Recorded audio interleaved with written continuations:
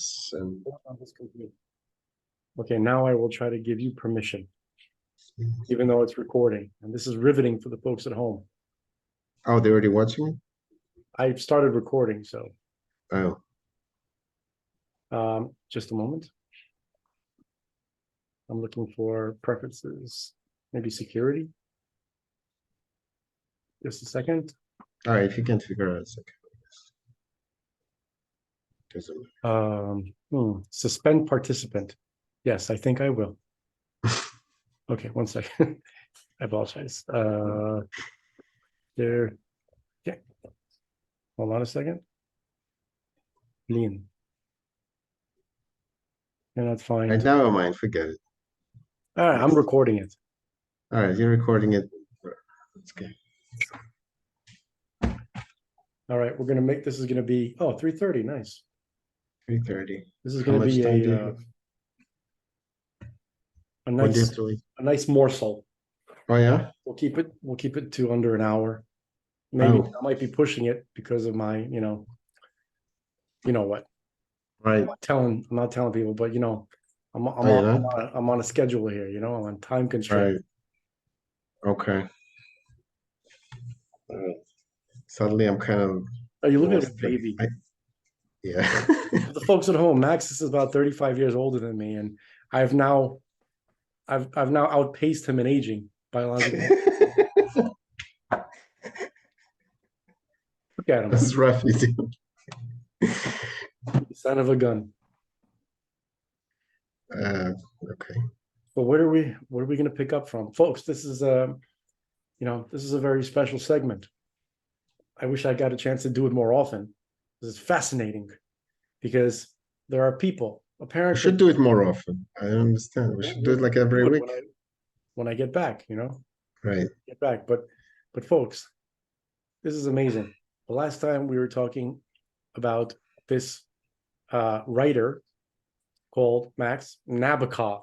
All right, it's not in the book. Called Max Nabokov. No. I said his name was not Max Nabokov. Thank you for further confusing folks. His name was Vladimir Nabokov. Okay, Right. and he was a Russian guy, and he was born around the turn of the century. Okay.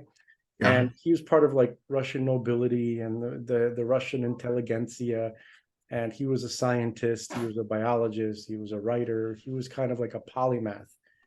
Yeah. And an all-around kind of Renaissance guy who may have been trying to help us riffraff, us bridge and tunnel crowd people who aren't, the unwashed masses. He may have been trying to warn us that the elite are trying to kill us, which perhaps if he wasn't so subtle, right? Perhaps if he would have, he's kind of he wrote a book called Lolita, very controversial book. The story is just gnarly, Well, the story is just one of the gnarliest stories. It's messed up. It's off the hook. It's like, a little girl getting abused by two. But it's not as bad as what's happening today. And then what? It's not as bad as what we have happening today in our society. It's not as bad as the kind of child trafficking situations that we have today, but it's pretty bad. A young girl who becomes orphaned is raped and abused by her stepfather and then some other douchebag, and it's all the story's messed up. But he may have encoded information in this story warning us about not things on an individual level, but things on a systemic level, on a worldwide level. Okay. And if you watch my episodes with my co-host Greg Tzvi Lifshitz, we talk about people called the Gnostic fruitcakes. Okay. The Gnostic priesthood, right? The secret societies of the world, right? And we think, me and Max, mostly Max, but I mean Max with the information, but I have, I take leaps. You know what I mean? I take speculative leaps, which sometimes land on target, and I think that Max might even agree with me that I think he was trying to warn us about these people. Well, so here's what I I'm kind of thinking, warning in literature is, not very valuable because I think history is made of uh, stuff that writers warn us about. Yeah, No, this is what he different. did was actually something a little more important because he, and it's important to talk about the nature of epiphany, something that you realize. And so he basically constructed most of his works, especially after Lolita. They are, first of all, stuff that came after Lolita is even more boring than Lolita. You know, Yeah. it's really not easy to read because he is sort of planting the way to read him, and this is something this is just not just my guess, but it's been uh, noticed by critics and people who who actually do this for a living, is that he has his novels are a series of epiphanies, meaning there are little bits and pieces hidden within the text, which as you read, you don't notice them. There's no reason for you to notice them, right? However, once you finish the book, you kind of things start jumping out at you. So one analogy I gave last time was that it's like going to an unknown city, and you have a tour guide. So Humbert, the pervert in the novel Lolita, he is the tour guide that gives you just a bunch of bullshit. So it's Can up I to you stop to you? notice, Can I huh? stop you and just say something? Yeah. Whenever you say Humbert, I immediately in my head, it's like I hear Humperdinck. You remember that? Do you remember like the Princess Bride? Not is he the bad guy, I guess? He's the bad guy, Prince Humperdinck. Well, he's a dink for sure, that guy. He's also But kind of like a weird kind of pervy guy trying to, you know, trying to like sleaze up a young woman. yeah, Even though she wasn't a little girl, but still. right. I wonder if it's anyway, that's neither here nor there. But also for Nabokov, I think Nabokov just, let's face it, he just didn't like Germans. So to Let's him, face facts. Not a fan of the Krauts. no. Well, he lived in Berlin like in the 20s and 30s, you know, but there are a series of events that happened back then that, aside from the fact that he had to escape Hitler, Nabokov did with his Jewish wife, in cutting it kind of close before the ovens began. Aside from that fact, his father was assassinated in Germany in 1922. And we say assassinated because his father was a person of stature. Yeah, he was a person of stature, and he was assassinated actually by Russians. He was killed, but he was not the intended target, but he protected the person they were trying to shoot. Who was He the jumped in front of the bullet, basically. who was the Uh, intended target, if you don't mind me asking? well, that's kind of getting into we can get back to this. I right now don't have the You could just info. tell me I if had it. I don't remember the top of my head, but basically there were two assassins, and one of them later became a Nazi, and a Russian Nazi. well, you know, yeah, that it's been known to have. Actually, once we get into like symbolism and the Silver Age, Russian Silver Age, there was this guy Emil Metner, which again is too much information right now, but he became a Nazi. Yeah, there were Russian Nazis, sure. I mean, there's But the thing about the there's been Germany that, Ukrainian Nazis, but I haven't often heard of Russian Nazis. So that's like, well, yeah, there are. It takes all kinds. yeah, yeah. Oh, is that what it takes? I always wondered what All kinds. Oh, okay. it takes I all was wondering. kinds. Gotcha. Yeah, yeah. No, there were actually one of the things I found out, which kind of blew my mind a little bit, was that Rachmaninoff, the composer, Sergei Bloody rack. Rachmaninoff, huh? Bloody Yeah, rack. bloody wreck. it's monumental, right? Those big fat chords. this big fat chord. Yeah, I used to play some Rachmaninoff. Those are the chords. But anyway, um, you know, he was apparently. So I found this book on. It's called. Let me actually have this one. Let me. Oh wait, where'd it go? Share the screen for a second. Folks, if you're just tuning Where's in, the I'm where's here joined the by my friend Benjamin Buttons. Benjamin Buttons? What?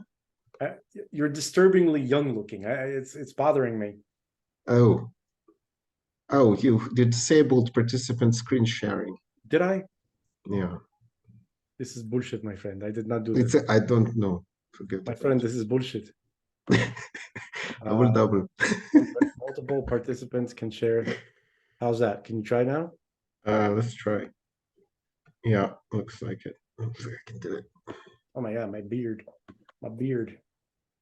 Beard. I'm struggling with beard. Right. So it's like actually an interesting book.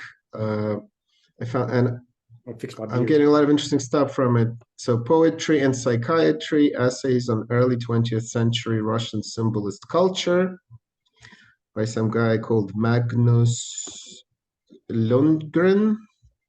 So, this guy on the left that we're sitting on, looking at, Hey, he's Nordic sitting, people. You yeah. ever heard of vowels? Who? Nordic people? I said, hey, Oh, Nordic yeah. Have you ever?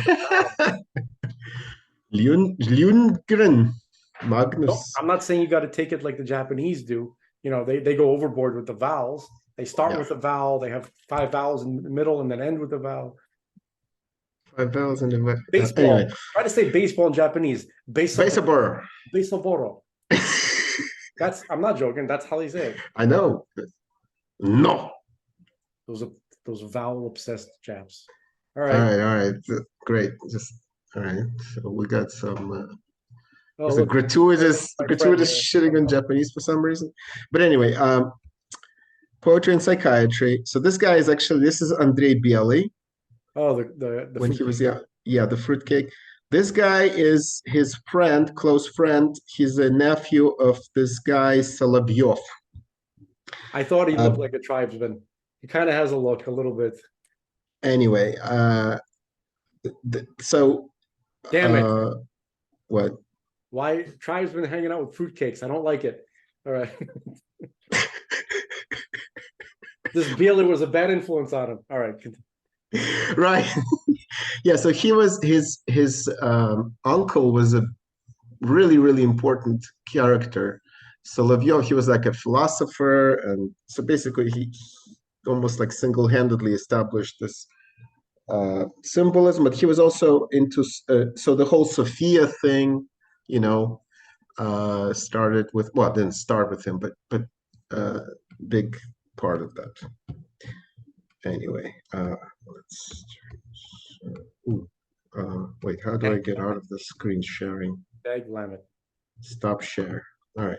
Anyway, so this book is interesting.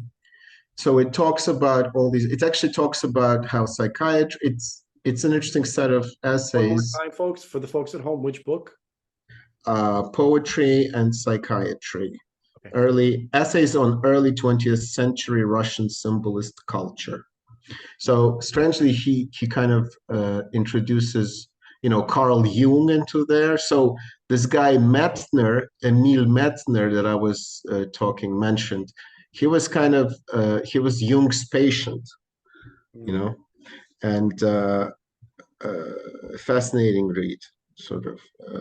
And all these guys were connected with each other. They all kind of knew each other. Yeah. All hung out in the same, bordellos and and boudoirs and all sorts of. Yeah, the artistic salons and bistros, all the talk of them being messiahs and all that. Always in some rich lady's salon. And right, that's not a hairstyling place, folks. Okay, Actually, here, let me show you. Let me That's a show you. room where rich ladies entertain people. Hold on, hold on. This is a lot. Here, I'll show you right now. Entertaining people. Uh, where are you? There it is. Miss Hold on. Otis. Miss Otis regrets she's unable to launch today. Yeah, one of those families. You know what I mean? So, yeah, this is one of the most famous salons. Woo, party animals. Oh yeah.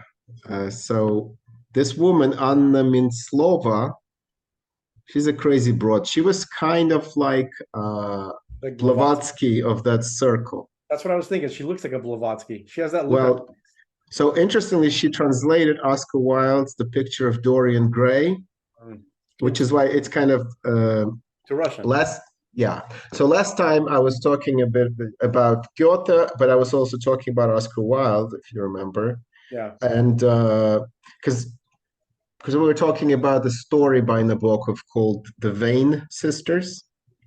Yes. And if you recall, Sybil Vane was one of the characters, and Sybil Vane is actually the name of one of the characters from The Picture of Dorian Gray, this novel by major fruitcake Oscar Wilde. Oh, yeah.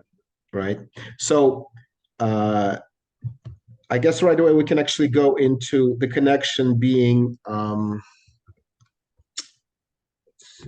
so you can see, so this guy, for instance, it looks like Shakespeare. That guy is Vasiliev. I think that's basically. I'm sure that was unintentional. I'm sure that's not what he was going for at all. Well, on this picture he looks like, and then there are a bunch of. No, I'm saying I'm pretty sure like these people tried to look a certain way. You know what I mean? Like.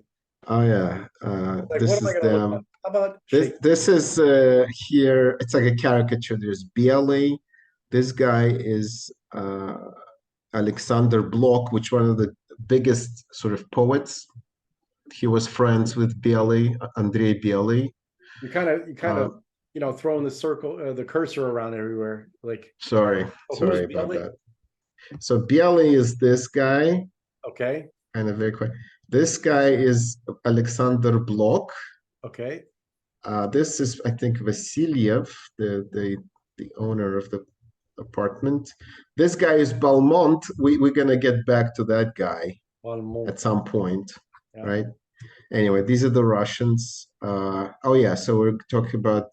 So to get back to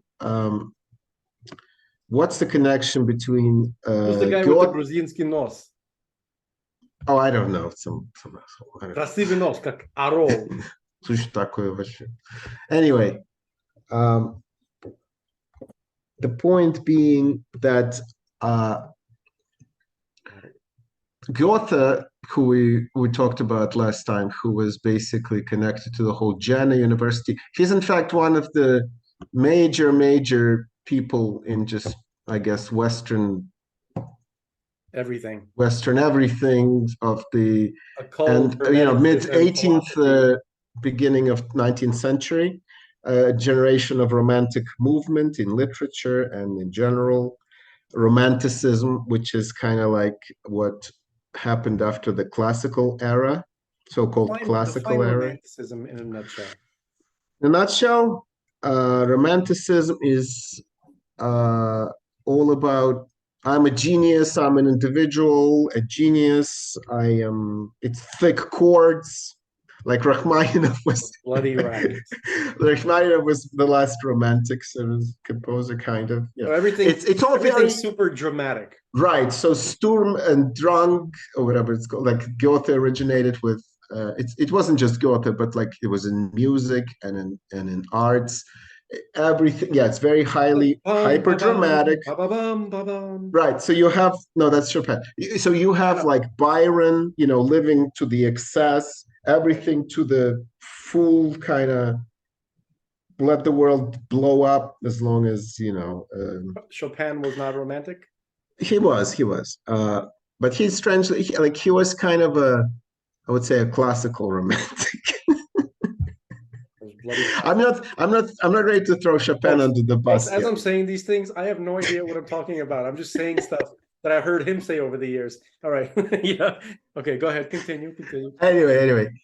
I feel like I'm sort of drifting away, especially since we have a short time. I'm kind of like my mind is going. "Ugh." I'll But go. anyway, so Goethe, so Jena University. We were talking about Jena University is the, I would say, probably the headquarters of the Illuminati. yeah, Illuminati and basically The the Enlightenment. Romantic movement sort of is it's a big hub for that. And so what was I going to say? Yeah, so Goethe wrote a a book called Faust. Have you heard of it? I've heard something about So it.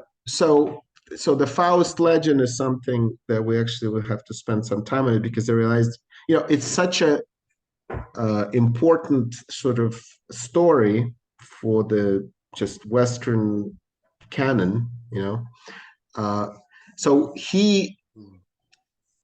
the story of Faust is the story of a man of a scholar, right? He makes a deal. That's right, he makes a deal with the devil, Mephistopheles. So it starts, the prologue in heaven, there's the devil essentially is talking to God. He says, so it's almost like a story of Job, where he's like, if you can corrupt this guy, you can have them, kind of thing. So the devil comes down That's and not precisely the story of Joe, but I know some yeah, people what I think mean, it like is. yeah, there's kind of echo of it, sort of. It's not really the joke. I mean, obviously the story is very different, but I'm saying that the premise of the devil kind of starting, saying to God, I can corrupt this person. And so he makes the deal with Faust, who is the scholar, an aging scholar. And essentially, Faust, the deal is, if you, the devil goes to him, if you would enjoy yourself, because he's like, oh, I'm so, blah, blah, blah, I'm so tired of this world and I tried everything. I tried to create matter. I've tried to do He's things, fed and up. Faust is fed yeah, up. Faust is fed up but Mephistopheles offers him sensual pleasures, right? And so, and the guy goes, whatever. uh, And Faust is like, but I'm not interested in sensual pleasure. well, he's just like, there's no, I doubt that you can, He's do also like, anything for he me. goes, sensual pleasure. He goes, I'm old. What are you gonna do? Like, I mean, like, you're gonna send some cheerleaders my way? I'm 80. What am I gonna Right, do? right. Well, but essentially, the devil, Mephistopheles, does tempt him with this woman. So he falls in love sort of with this young, just regular girl. Her name is Gretchen, right? And this is Act One, and ends in the most heartbreaking story ever, because essentially he seduces the girl, but then, she becomes pregnant, but then she becomes talk of the town. Faust kills her brother because the brother went to demand satisfaction. He's like, and he is also, In they used to, reparation. Something. right, reparation, right. So, but, and then she's born, she had a baby, but then she drowns the baby. Yeah. And goes insane. She goes insane first. And so it's like this really heartbreaking thing, right? And this is the end of Act One. He's sort of just like, he's like, why the hell was I born? I want to die, blah, blah, blah. Like, why is this happening? This is horrific, you know, because he sees her, she was like imprisoned as a witch or something, like basically a messy story, right? And then Act Two begins, and Act Two of Faust is really, it's a really strange thing, because suddenly it's all forgotten, right? So Gretchen, this woman, essentially Faust goes through three stages. It's like Gretchen is like the first wife stage where, he married a woman and then basically sacrificed her for whatever. And second stage, he actually interacts with Helen of Troy. So suddenly we are thrown into this mess where, not mess, but we're thrown into the world of spirits and ghosts and classical world of Greece, Yeah. It's all very strange. Really, it gets really kind of like a bad trip, sort of almost, right? Really strange. And so Helen of Troy kind of becomes his trophy wife. So somebody wrote a paper on this, which I found a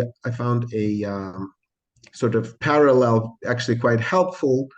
I guess it was like from a feminine perspective, but it was quite good because what happens is that there's a first wife, sort of, which is Gretchen, who dies. The second wife is a trophy wife, Helen of Troy. He actually has a child with her, but he kills himself, the child. But again, it's all very strange. It's not, it's all very He's like a spirit, but spirity. he has a child with her. Yeah. So the child is like this godly whatever. He just throws himself off the cliff because he thinks he can fly, but he falls to his death, right? And so then As a Faust is just spirit, doing. I really have to revisit it. Like I read it and basically, you're supposed to suspend disbelief, like or whatever. yeah, no, it's Stop asking really questions. no, it's a sorry, but it's kind of like a dream. The whole second act, you know, is very, very bizarre. It's no longer because it's actually something he worked until his almost very death. He finished it just before his death, Goethe did. But essentially, it represents sort of the spirit breaking, like you just do live your life to the utmost and the hell with everything kind of thing, right? But then essentially, uh, the devil kind of has his spirit almost, but then he's rescued at the last moment by a savior. Guess who it is? It's Virgin Mary, right? So Goethe was so I found this book on his alchemical stuff, an alchemist. As I said, Rudolf Steiner was a big, A big fan so of Lolita. yeah. So one second, let me find.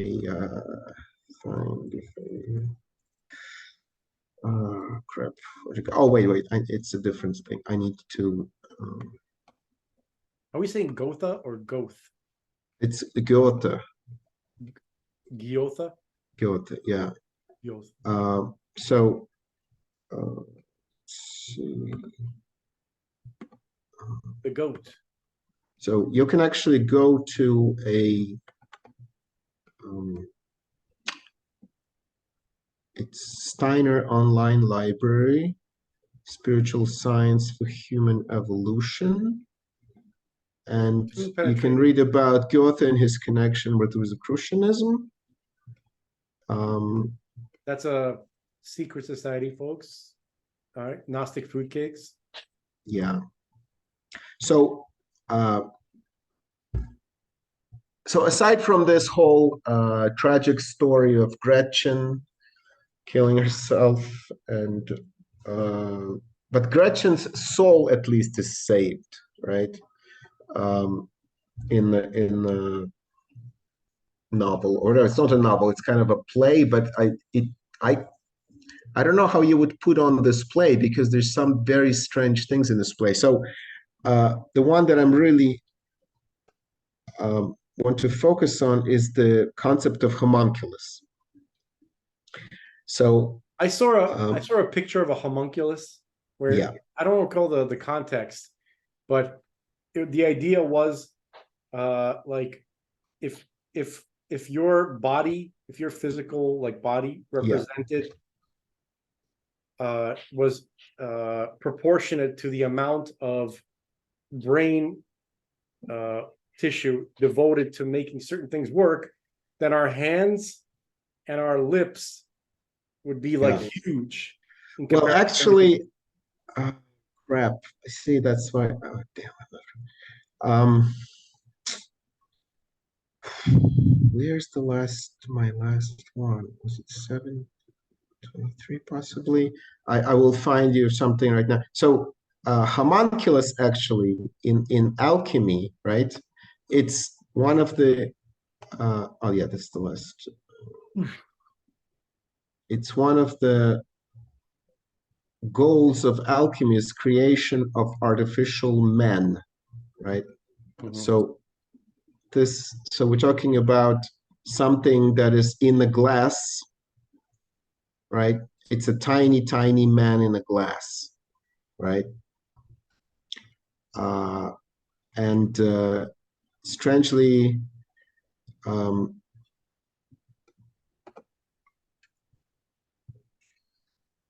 so in the story of Faust, we have this guy, Dr. Wagner, right? Who is kind of, I guess he is Faust's apprentice, if I'm not mistaken. And he is making a homunculus. He Mhm. actually, there's homunculus is actually a character. He is an androgynous um, being that is, not developed. Is a tiny man who's in the jar, right? And there's a another strange element of Faust is the so-called Walpurgisnacht, or a night of Walpurgis. It's where all the witches and demons come out to play, Like right? Halloween. Yeah, kind of like Halloween, but much worse. And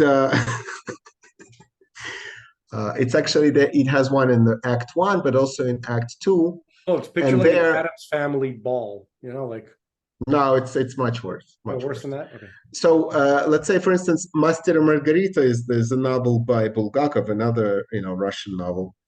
Features that essentially that thing, but it takes place, let's say, in Moscow, right?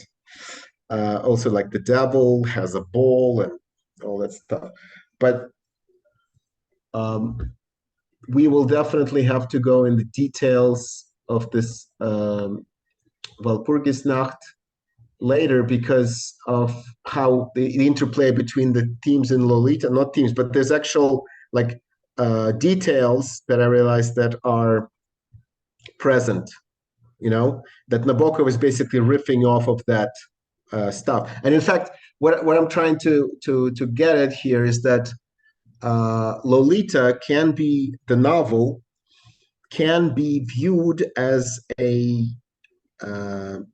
as a story of Faust in a way, right? There are parallels there that are quite striking, which Mhm. I didn't actually realize, even though like I started with Goethe, I already forgot for what reason.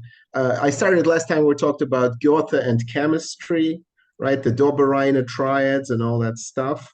Yeah. And but I realized there are huge parallels, and it makes sense because Lolita and in fact uh, Nabokov's other works, they take literature and they use elements of literature put together. Like you really have to be, I guess, a sophisticated reader to catch all these things, So you have to know your stuff. You have to be And you have to be educated in the classical Western, yeah, like the fundamentals, Goethe being one of them. right. But you see, I think the big thing that's important about Nabokov is details. And so, like I said last time, we were discussing his work on butterflies. He was able to reclassify uh, a bunch of species of butterflies, right? Because they were not classified properly. And he was actually vindicated years later in 2011, and he had a hypothesis about Beringia that um, I guess The land bridge piece between. of land, right, which was under the water, and then it emerged that it was under the water again, which allowed for butterflies from China and like Siberian area spread into Latin America, the same species From of butterfly. Alaska, like Yeah. So he did this just observing details, like classifying stuff. And so, in fact, classification and naming names and stuff like that is very important in the forensic project that is Lolita. So Lolita, I would characterize as a let's say you come in, there's a crime scene, there's a murdered child, right? And some perv put like a tape recording going, and he's telling the story, right? Yeah. So you just kind of like, what the, your task is not to listen to the perv's story. Your task is trying to figure out what the hell is happening and look for tiny clues on the crime scene, So that's the way I read Lolita. Like, I am not reading it in terms of, there's no like question in my mind, oh, do we sympathize with Humbert or whatever? No, we don't. That's not my thing here. But so essentially, we're talking about Nabokov, who was really into details and into the specific. So to him, so Goethe, on the other hand, there's this interesting concept of Urphänomen, as we spoke last time, right? Let's see.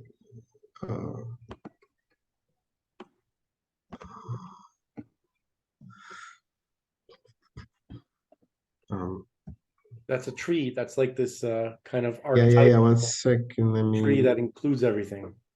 Right. So, Urphänomen. See, Ur being the prefix, German prefix, it basically signifies sort of this primordial concept, right?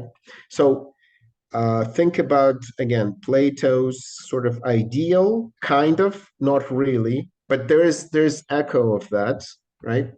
And so we have this then Urpflanze, this plant that you were talking about, see?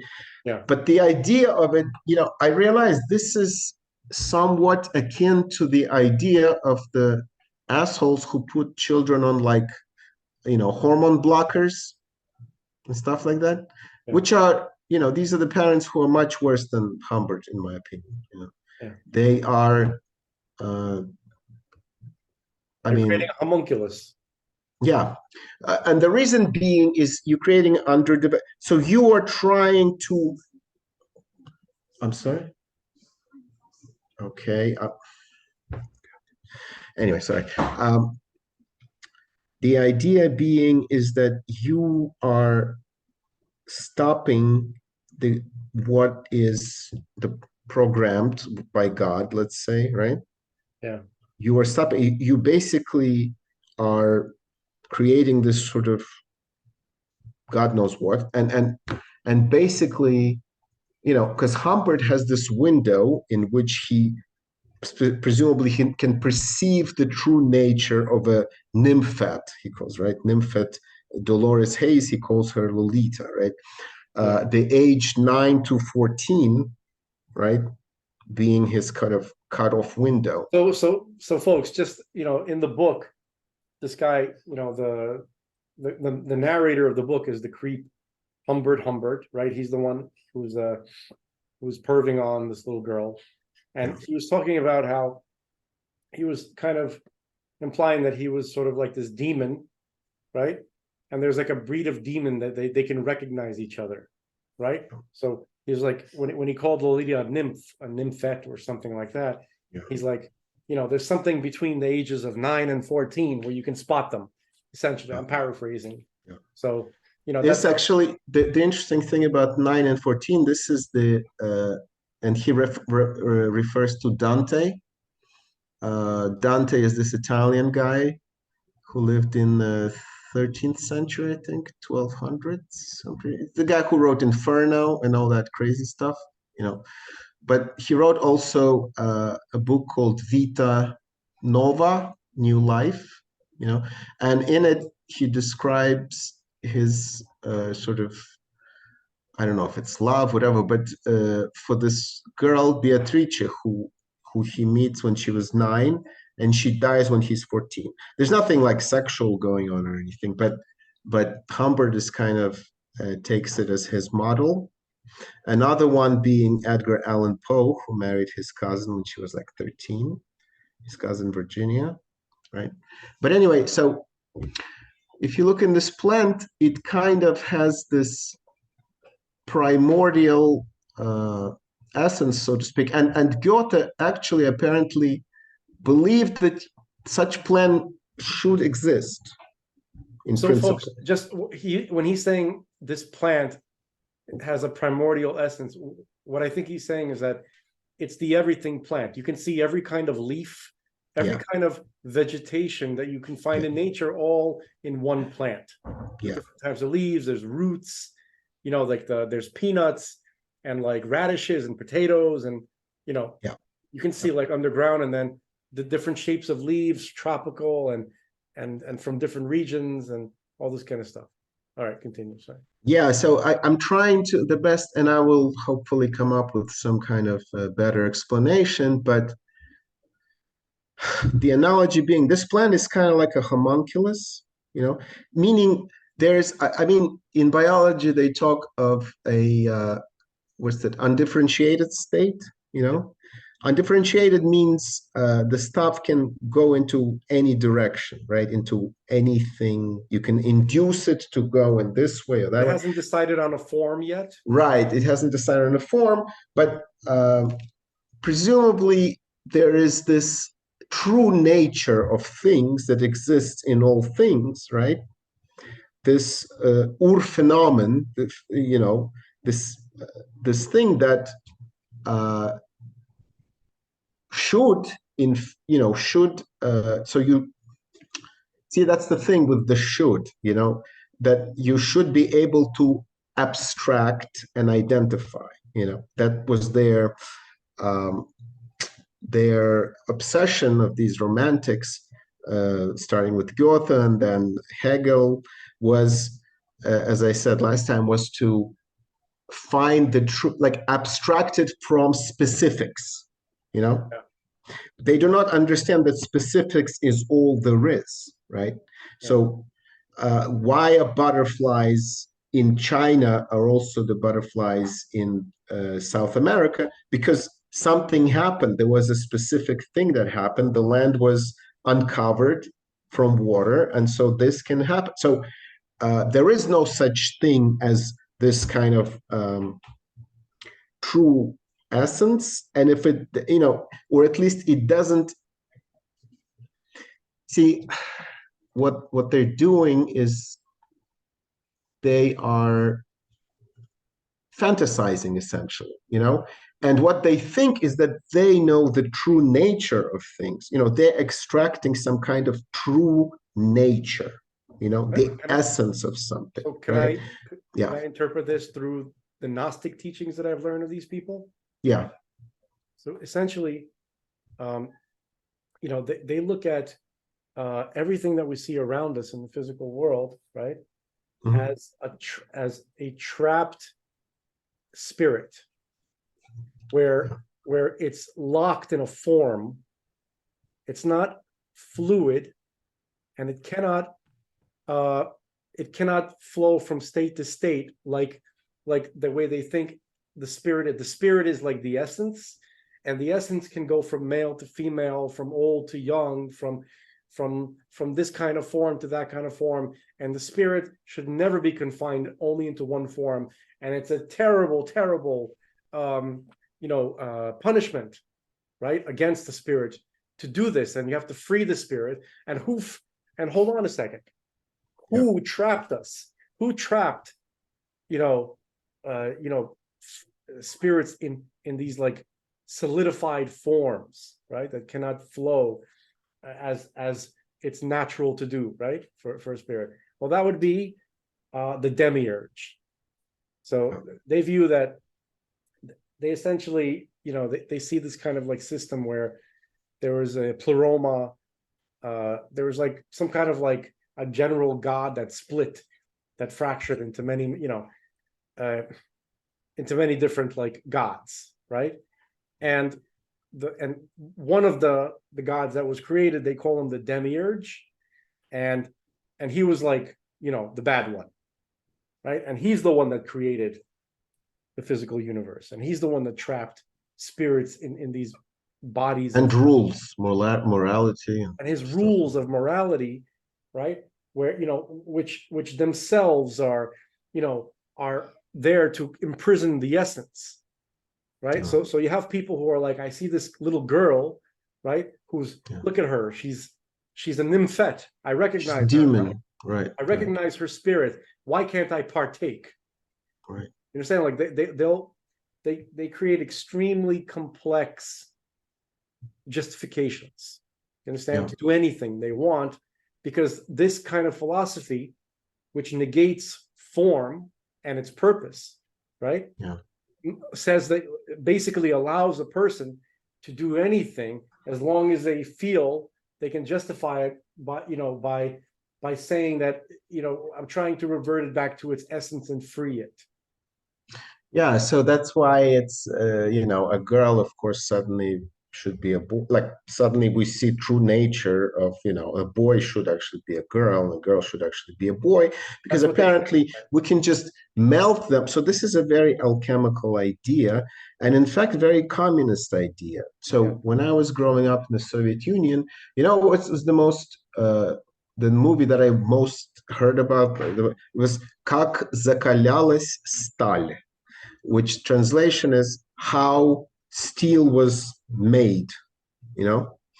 And the concept being that you undergo this huge sacrifice, sure, the future will be great, but we just have to go through trial by fire, right? As a society, just sacrifice your life, but the idea being that there is malleable thing which you can shape into their society, you can whip into the perfect society, right?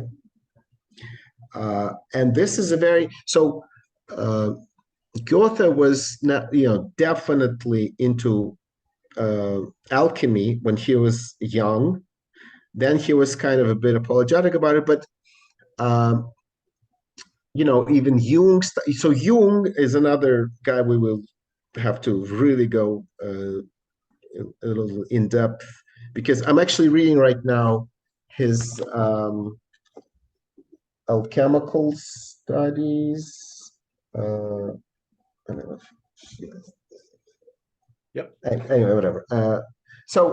It's actually quite interesting stuff. But the idea, and this is the central idea in Lolita, I think that Humbert is using these women, and especially Dolores Hayes, who he calls Lolita, as fodder for his essentially experimentations. She is kind of, and but then he actually, and during his being with her, he actually already thinks ahead. He's like, okay, she's going to be 14 at some point, and then what am I going to do? I'm going to have a goddamn adult on my hands. I'm not interested in adults, right? So I'm going to have sex with her. I'm going to make another child, and then she will grow up, and maybe then I'll have a granddaughter. I can, and of course, he knows that there will be sort of their true nature will be demonic, because he is himself, as he is kind of a Merlin figure from Arthurian legends. He's kind of a what's known as a Cambion. And again, this is all kind of. Explain a Cambion. Explain that. So Cambion is a half demon, half human, right? So incubus, succubus, succubus, those kind of creatures, shadim, basically, kind of, they all these. Let's see, I have a whole bunch of stuff. Well, Rabbi Menachem Tziyuni, like in the 1300s, was writing about a demonic, like these shadim, these demons that were trying to breed Yeah. with human women, with human beings, Yeah. Yeah. for various reasons. He writes this, in the 13th century, essentially. Yeah. I mean, there are those who wrote about it before too, but it's been, this idea has been around for a while.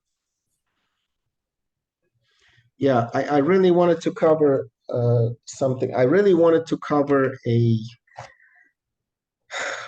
paper that I found that is it's quite long, but parts of it are quite interesting for my purpose. We might have to start with that next time. Yeah, yeah. It seems like it's really hard to to yeah. I think this part is kind of a bit useless today. It's sort of like Well, we hold on just a second. we repeated You know how I rate if something's useless? yeah. If I learn something, right? Well, yeah. I feel like it's not useless. Okay.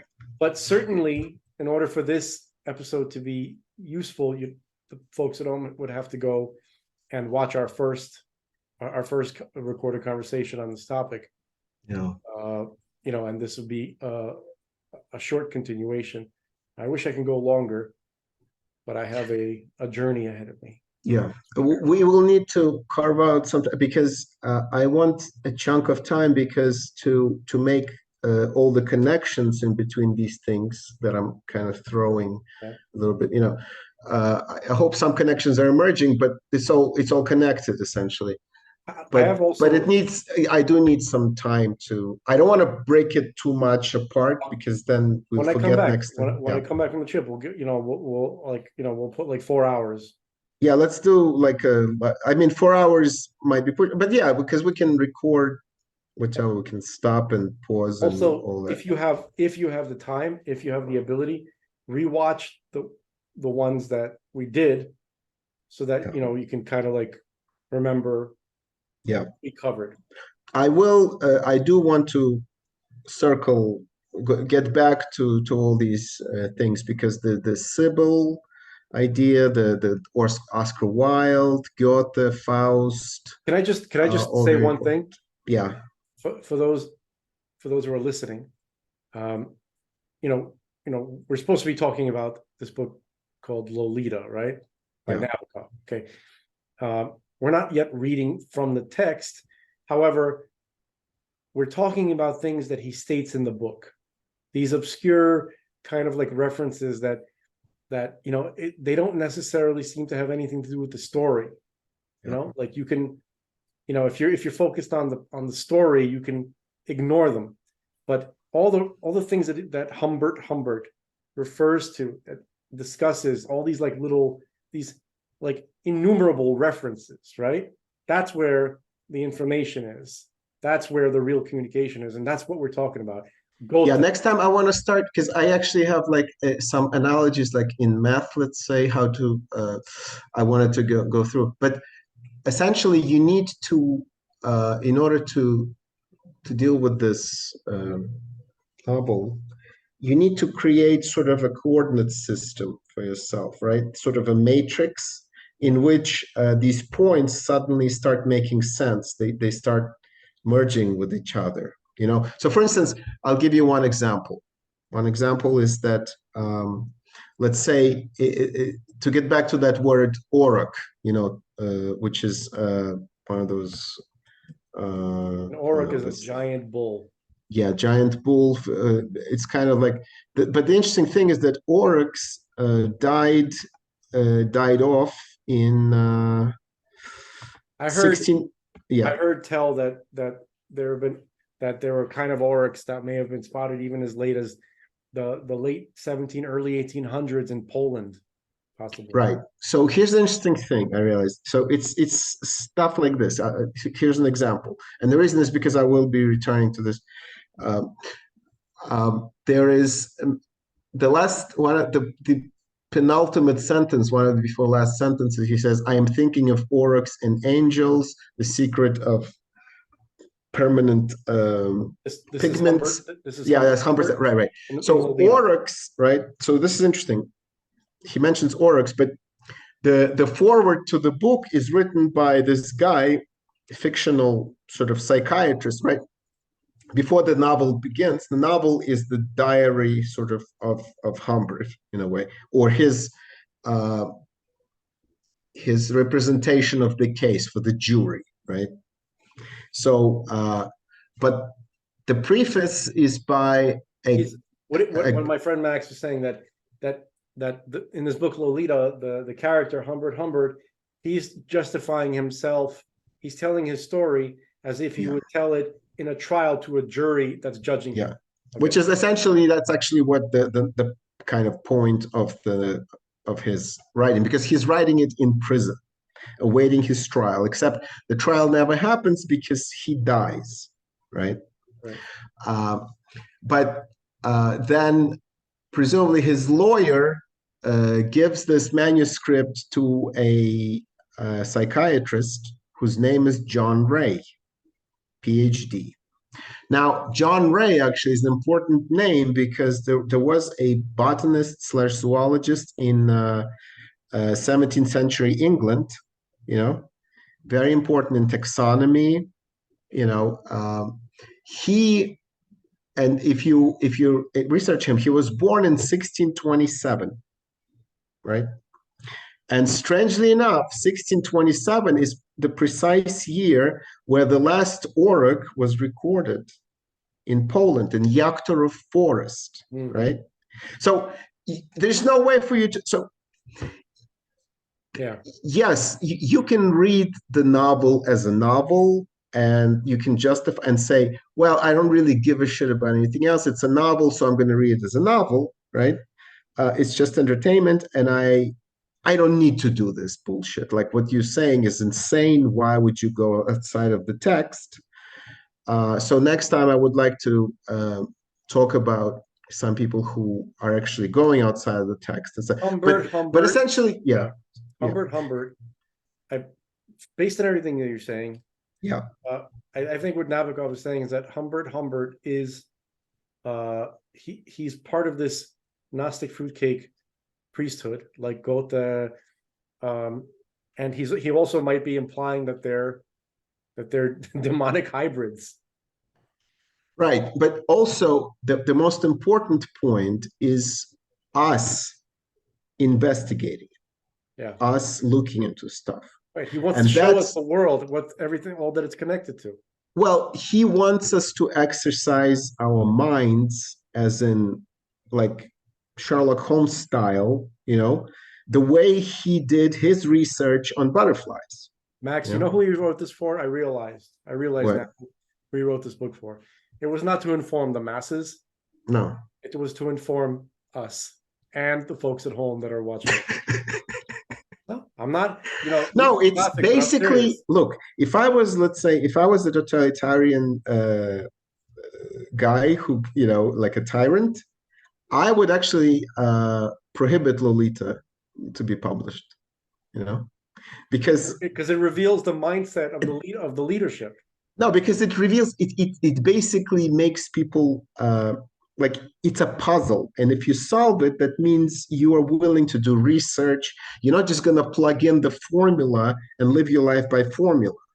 You're actually gonna go out of your way to figure out, because first of all, you know, as a moral person, you'd be like, why, you know, really? I'm supposed to be, you know, sympathize with this asshole, this piece of shit, right?